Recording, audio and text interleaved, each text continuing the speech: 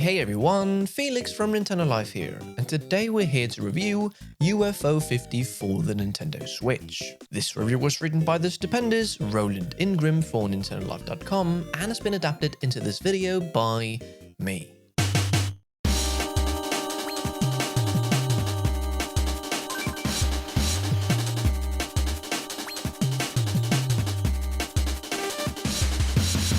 While playing UFO 50 for this review, we visited an exhibition at London's Science Museum. Power Up, a hands-on tour of the last 5 decades of video games. There, in an expansive dark basement, an orange illuminated wall of computers and consoles took us right through the 1980s. We sampled such delicacies as a flickery, chucky egg on the BBC Micro, an Asteroids-type game on the Vectrex, and Metroid on the NES. It was like an 8-bit time machine, beep-blooping us into any year we fancied to have a little taste of what was there. UFO 50 is just like that, except the time machine has taken a wrong turn and ended up in a parallel universe. Here, a pioneering fictional company, UFO Soft, produced a snazzy home console called the Laser X, then prolifically chucked out games for it over 8 years from 1982 to 1989. The in-real-life developers, a group of 6 indie devs at Mossmouth, Derek Yu's studio behind Splunky, calling themselves the UFO 50 Recovery Team, unearthed this machine. They also rescued 50 of its games, so the story goes, and lovingly restored them so that players could transport themselves back through quote-unquote history. And talk about committing to the bit, UFO 50 opens with the credits, in which the team is seen in lo-fi photos finding and rescuing the Laser X and its games. When getting past the title screen, you're greeted with 50 discs, navigated only using the D-pad and 2 buttons found on the Laser X itself. Highlighting a game gives you only the slightest information, immediately creating a sense of exploration. Each equally alluring, it's almost impossible to choose where to start. Thinking we'd need to play through all of them for this review, we went chronologically, jumping in with 1982's Barbuta. One distinctive thing about the games of the 80s was how unfair they could be at times. No tutorials, no hand-holding, but a lot of trial and error. We won't spoil it, but the first button press of the first game in this anthology is a joke riffing on that, and it's a pretty good one too. Barbuta is a rudimentary Metroidvania which, while rather inscrutable, is full of charm. Before we knew it, an hour had disappeared, and we realized we'd only illuminated one of the icons on the jam-packed game selection screen. Pushing on in chronological order was going to be too workmanlike, so we just started to browse, and that is where the joy of UFO 50 really comes out. In an Edge magazine interview in 2024, co-developer and composer Eric Surke explained that the overwhelming one-time dump of 50 games, not gated, not structured, was intended to conjure the feeling of picking through shareware titles or demo discs. You might also say it's like scrolling through a pile of ROMs. It's the opposite of squeezing out every single last drop out of one of the games you got for Christmas as a kid. Nothing needs to be played for more than a few moments if you don't want to.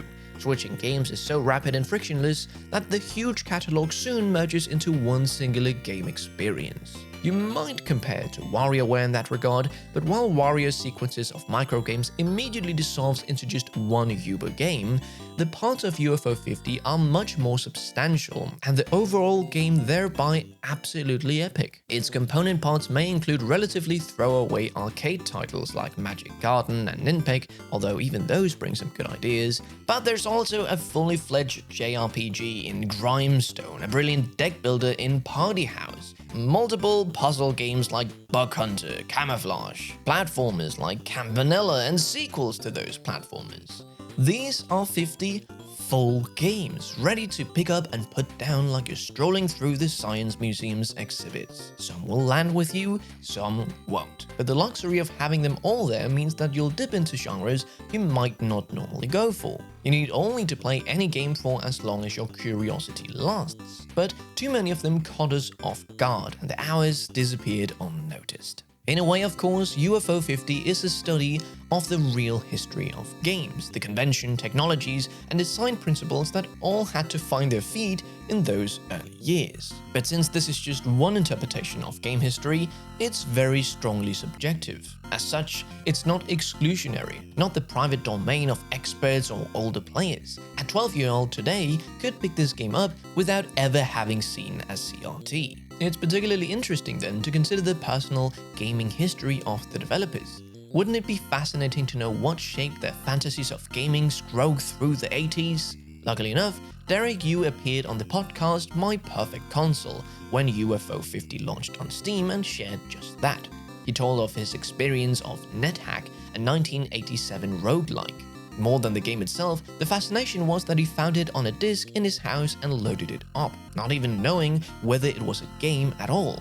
That pure mystery of that comes across when diving into some random option in UFO 50. Yu also talked about his dad drawing maps of The Legend of Zelda, perhaps no surprise then that Barbuta features a blank grid in the corner of the UI, practically shouting at you to get your graph paper like a pixelated maths teacher. While the joyous mystery of flicking through discs is all there by design, there is one unplanned fact about UFO 50. It took a real 8 years to make. That in itself is an enticing story. While there are rich snippets of the history of UFOsoft's game and growths, we'd lap up a version of the game that spelled out the true history of Mossmouth and its 8-year quest. Which games came first? What led to what? How were all the inevitable ups and downs? So, in conclusion, what stands out about UFO 50 Mossmouth's delightful collection of retro-styled games, it's not that so many of them are absolute bangers, although they are. Rather, it's the fact that it genuinely all comes together as a single experience. In this game, you are the visitor of a wonderful exhibition, and UFO 50 is your 8-bit time machine. It's magnificent and a perfect fit for Switch. We here at Nintendo Live give UFO 50 for the Nintendo Switch a 9 out of 10.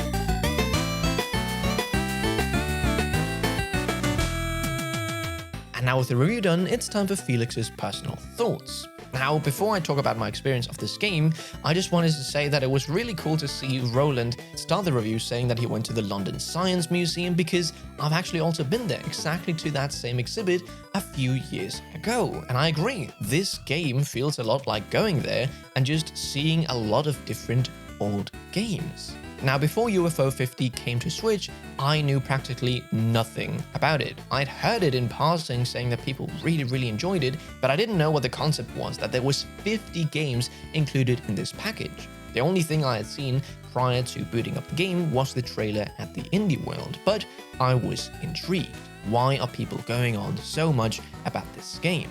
So booting the game up and then seeing 50 games in front of you, well, that was incredibly daunting, especially when you didn't know what you were getting yourself into. I started chronologically just like Roland as well. And Barbuta, well, personally, I did not enjoy my time with it. It's really slow, it's really old, but that's also the point. I thought, wait, what is this? What have I gotten myself into? So I went to the next game, Bug Hunter, and this game really clicked with me. It's the game I have the most time in so far, and by the way, I've played, at the time of this recording, I've tried out 32 of the 50 games, and there's certainly some that I enjoy more than others. Some of my favorites, well, Bug Hunter, as I briefly talked about, Paint Chase, Mortal, Velgris is probably the one I'm hooked on the most here lately, Avianos, I don't know exactly how to pronounce that, but it's a game where you play as birds, and I think this is a game that made me realize, wait, maybe I do actually like strategy games, because it just feels like playing a board game of sorts. And if you know me, well, I'm a big board game enthusiast. Also a really big fan of the deck builder Party House. Spent so much time trying to get first play in pin golf, and wow, Seaside Drive was also a joy to actually complete. Yes, I've completed 3 of the games so far, which is not a lot out of all the games that I've tried out, but I also did just try out a lot of them, mainly to get gameplay, so I've not fully delved into them. But this game, wow, it is insanely cool. If you don't have this game, it is well worth your money. Even if there is a lot of games that don't particularly gel with you, you are bound to find at least one game that you think, wow, this is really good. So many of them feel so different, have unique ideas, unique original ideas.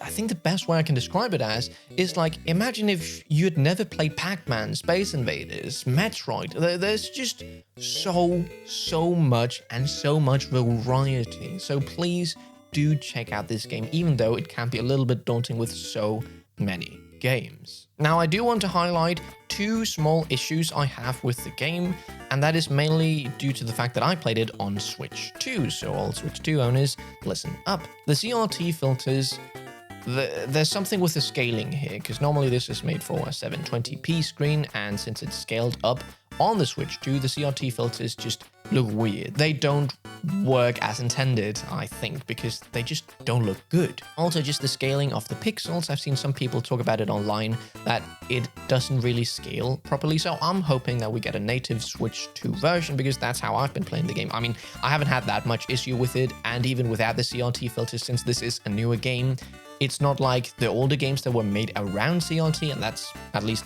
how I feel it. They look really great without the CRT filter as well. I also found a glitch which is not Switch 2 exclusive, but this game struggles tracking your actual playtime in the game itself. So under each game, you can see how long you've spent in said game, and also just your overall playtime on the save file. And the glitch here is that the game also tracks your playtime when your console is in sleep mode. So let's say you're playing a game and then just put your console into sleep and then boot it up 9 hours later, the game thinks that you've played it for those 9 hours. This was an issue that was bothering me so much because all my playtime was just completely messed up, so I started a new save file and made sure to close the game every single time I wasn't playing it.